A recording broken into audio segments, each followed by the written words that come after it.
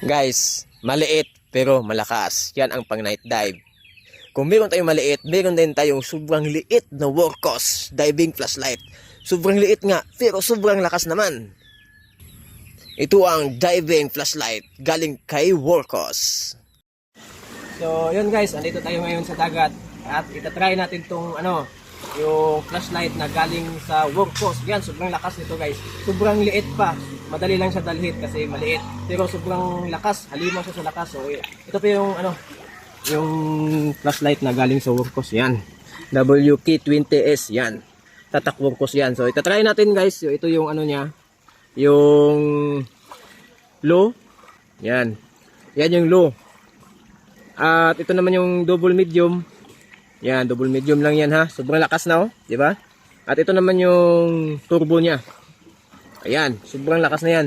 So, ang layo nito guys, try natin dun sa Yan. Yan.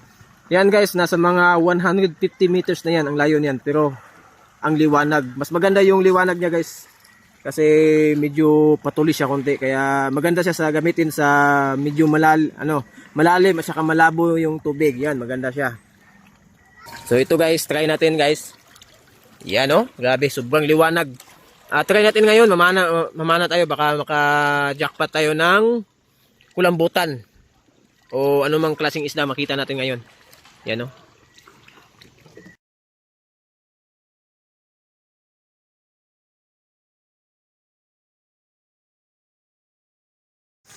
Ito na nga guys, ayan. Buhay na mano natin yung balanak guys. Kita niyo yung liwanag ng ilaw.